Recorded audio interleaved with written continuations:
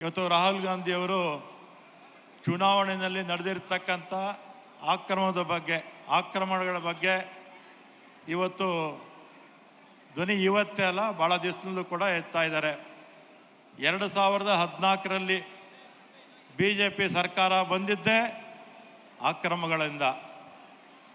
ಆಗ ಸುಮಾರು 10 ವರ್ಷಗಳ ಕಾಲ ಮನಮೋಹನ್ ಸಿಂಗ್ ಅವರು ದೇಶದಲ್ಲೇ ಉತ್ತಮ ಒಂದು ಕಾರ್ಯಕ್ರಮಗಳನ್ನು ಕೊಟ್ಟಿದ್ದರು. ಆದರೆ ದುಷ್ಟಶಕ್ತಿಗಳು ಯಾರು BJP ಅಧಿಕಾರಕ್ಕೆ ತರೋದಕ್ಕೆ ಪ್ರಯತ್ನ ಮಾಡಿದ್ರು, ಆ ಶಕ್ತಿಗಳೆಲ್ಲ ಒಗ್ಗಟ್ಟಾಗಿ 2G ಹಗರಣವನ್ನು ತಂದರು. ಕಲ್ಲಿದ್ದಲು ಹಗರಣಗಳನ್ನು ತಂದು ವ್ಯಾಪಕವಾಗಿ ಮನಮೋಹನ್ ಸಿಂಗ್ ಅವರ ಸರ್ಕಾರದ ವಿರುದ್ಧ ಅಪಪ್ರಚಾರ ಮಾಡಿ ಸೋಲೋದಕ್ಕೆ ಕಾರಣ ಆಯಿತು. ಆಮೇಲೆ 2G ಹಗರಣ ಇರ್ಬೋದು, ಕಲ್ಲಿದ್ದಲು ಹಗರಣ ಇರ್ಬೋದು, ಅದು ಹಗರಣಗಳೇ ಅಲ್ಲ ಅಂತ ಆಮೇಲೆ ತೀರ್ಮಾನ ಆಯಿತು. ಅದೇ ಶಕ್ತಿಗಳು ಈಗ ಮೊನ್ನೆ 2023ರಲ್ಲಿ ನಡೆದಂಥ ಚುನಾವಣೆಯಲ್ಲಿ ಸೋಲುತ್ತೆ BJP ಪಕ್ಷ ಅಂತ ಮನವರಿಕೆ ಮಾಡಿಕೊಂಡು ಮತಗಳನ್ನು ಕದಿಯೋದಕ್ಕೆ ಪ್ರಾರಂಭ ಮಾಡಿದ್ರು. ಇದೇನು ಹೊಸದೇನೂ ಅಲ್ಲ. 2013ರಲ್ಲಿ ನಿಮಗೆ ಉದಾಹರಣೆ ಕೊಡ್ತೀನಿ. ನಾನು ನನ್ನ ವಿಧಾನಸಭಾ ಕ್ಷೇತ್ರದಲ್ಲಿ 49,000 ಮತಗಳಿಂದ ನಾನು ಗೆದ್ದಿದ್ದೆ. ಒಂದೇ ವರ್ಷಕ್ಕೆ ಪಾರ್ಲಿಮೆಂಟ್ ಚುನಾವಣೆ ಆಗುತ್ತೆ, 17,000 ಮೈನಸ್ ಆಗುತ್ತೆ. 2019ರಲ್ಲಿ 18ರಲ್ಲಿ ನಾನು 20,000 ಮತಗಳಿಂದ ಗೆದ್ದಿದ್ದೆ. 2019ರಲ್ಲಿ ಪಾರ್ಲಿಮೆಂಟ್ ಚುನಾವಣೆ ಆಗುತ್ತೆ, 21,000 BJPಗೆ ಲೀಡ್ ಬರುತ್ತೆ. ಅಂದರೆ ಒಂದು ವರ್ಷದಲ್ಲಿ 49,000 ನನಗೆ ಬಂದಿದ್ದಂಥ ಲೀಡು 17,000 ನಮ್ಮ ಕಾಂಗ್ರೆಸ್ಸಿಗೆ ಕಡಿಮೆ ಆಗುತ್ತೆ. ಅಂದರೆ ಇದು ಚುನಾವಣೆ ಆಯೋಗನೇ ಹೇಳಬೇಕು, ಅಥವಾ JC ಜನತೆ ಇದರ ಬಗ್ಗೆ ತೀರ್ಮಾನ ಆಗಬೇಕು. ಆಮೇಲೆ ಇತ್ತೀಚೆಗೆ ನಡೆದಂಥದ್ದು ಮಹಾರಾಷ್ಟ್ರ ಚುನಾವಣೆ ಆಗುತ್ತೆ.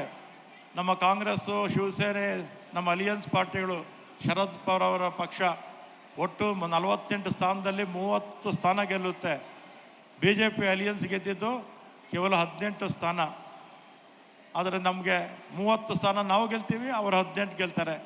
4-5 ತಿಂಗಳಿಗೆ ಅಸೆಂಬ್ಲಿ ಚುನಾವಣೆ ಆಗುತ್ತೆ. ಅಸೆಂಬ್ಲಿ ಚುನಾವಣೆಯಲ್ಲಿ ತದ್ವಿರುದ್ಧವಾಗಿ ಜನ ಮತ ಹಾಕಿದ್ರು ಅಂತ ನಾವು ಭಾವಿಸ್ತೀವಿ. ಆದರೆ ಅದು ಮ್ಯಾನಿಪ್ಯುಲೇಷನ್. ಅದು ಉದಾಹರಣೆಗೆ ನಾಂದೇಡ್ ಅಂತ ಅವತ್ತು ಅಸೆಂಬ್ಲಿ ಚುನಾವಣೆಯಲ್ಲಿ ಒಂದು ಬೈ ಎಲೆಕ್ಷನ್ ಆಯಿತು ಪಾರ್ಲಿಮೆಂಟ್ಗೆ.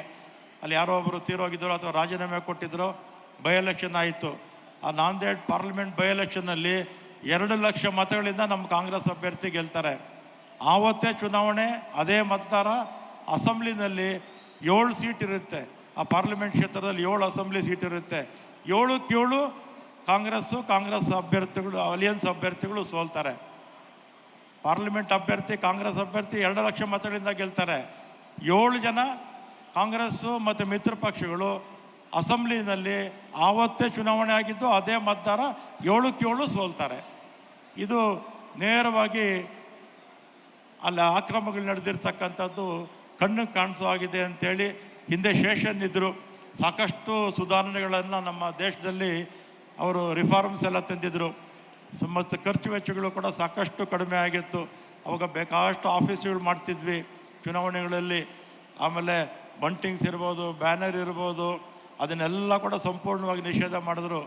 ಫ್ರಾಕ್ಸಿ ಓಟು ಕೂಡ ಹಿಂದೆ ಏನು ಆಗ್ತಿತ್ತು ಅದನ್ನು ಕೂಡ ನಿಲ್ಲಿಸಿದ್ರು ಅವರು. ಅಂಥ ಶೇಷನ್ನವರು ಇವಾಗಿದ್ದಿದ್ರೆ ಮೊನ್ನೆ ನಡೆದಂಥ 2023ರ ಚುನಾವಣೆಯಲ್ಲಿ, ಪಾರ್ಲಿಮೆಂಟ್ ಚುನಾವಣೆಯಲ್ಲಿ, 24ರ ಪಾರ್ಲಿಮೆಂಟ್ ಚುನಾವಣೆಯಲ್ಲಿ ಶೇಷನ್ ಥರದ ಒಬ್ಬ ಎಲೆಕ್ಷನ್ ಕಮಿಷನ್ ಇದ್ದಿದ್ರೆ ಈ BJP ಪಕ್ಷ ಅಧಿಕಾರಕ್ಕೆ ಬರ್ತಿರಲಿಲ್ಲ, ನರೇಂದ್ರ ಮೋದಿ ವಿಪಕ್ಷದಲ್ಲಿರ್ತಾ ಇದ್ದರು. ಆದರೆ ಇವತ್ತಾಗಿರ್ತಕ್ಕಂಥ ಅನ್ಯಾಯ, ಆಕ್ರಮ ಬರೀ ಮಹದೇವಪುರದಲ್ಲೇ ಅಲ್ಲ, ಇಡೀ ದೇಶದಲ್ಲಿ ಎಲ್ಲ ಕಡೆ ಕೂಡ ಆಗಿದೆ. ಇವತ್ತು ಎಲೆಕ್ಷನ್ ಕಮಿಷನ್ನು ಕೈಗೊಂಬೆ ಆಗಿದೆ. ಯಾವ ರೀತಿ ಇಡಿ ಸುಮಾರು 1 ವರ್ಷದಿಂದ ಸುಪ್ರೀಂ ಕೋರ್ಟ್ ಅನೇಕ ಬಾರಿ ಚೀಮೋರಿ ಹಾಕಿದೆ. ಅದೇ ರೀತಿ ಇನ್ಕಮ್ ಟ್ಯಾಕ್ಸ್ ಡಿಪಾರ್ಟ್ಮೆಂಟು, ಅದೇ ರೀತಿ ಎಲೆಕ್ಷನ್ ಕಮಿಷನ್ನು, ಮತ್ತು ಇದೆಲ್ಲ ಕೂಡ ಈ ಸ್ವಾಯತ್ತ ಸಂಸ್ಥೆಗಳೆಲ್ಲ ಇವತ್ತು ಕೈಗೊಂಬೆಗಳಾಗಿ BJPಯವರು ಅವರೇ ನಾಮಿನೇಟ್ ಮಾಡೋದು ಎಲೆಕ್ಷನ್ ಕಮಿಷನ್ಗೆ. ಅವ್ರು ಹೇಳ್ತಾರೆ, ಅವ್ರ ಮಾತು ಕೇಳೋರನ್ನೇ ನೇಮಕ ಮಾಡಿಕೊಂಡು ಇವತ್ತು ಚುನಾವಣೆ ಆಕ್ರಮಗಳು ಆಗ್ತಾ ಇರೋದನ್ನು ನಾವು ಎಷ್ಟೇ ಪ್ರತಿಭಟನೆ ಮಾಡಲಿ, ಎಷ್ಟೇ ದಾಖಲೆ ಕೊಡಲಿ, ಎಲ್ಲವನ್ನು ಕೂಡ ನಿರಾಕರಿಸುವಂಥ ಕೆಲಸವನ್ನು ಮಾಡ್ತಾ ಇದ್ದಾರೆ. ಇದು ಪ್ರಜಾಪ್ರಭುತ್ವಕ್ಕೆ ಮಾರಕವಾಗಿರ್ತಕ್ಕಂಥದ್ದು. ಈಗಲಾದರೂ ಕೂಡ ಎಚ್ಚೆತ್ಕೊಂಡು ಎಲೆಕ್ಷನ್ ಕಮಿಷನ್ನು ಸ್ವಲ್ಪ ಧೈರ್ಯ ತಗೊಂಡು ಶೇಷನ್ ರೀತಿ ವರ್ತಿಸಬೇಕು ಅಂತ ನಾನು ಈ ಸಂದರ್ಭದಲ್ಲಿ ಹೇಳಿ, ಮತ್ತು ಇವತ್ತಿನ್ನು ರಾಹುಲ್ ಗಾಂಧಿಯವರು ಎಲ್ಲರೂ ಬಂದು ಕೂಡ ಮಾತಾಡ್ತಾರೆ. ಎಲ್ಲರಿಗೂ ಕೂಡ ಧನ್ಯವಾದಗಳು.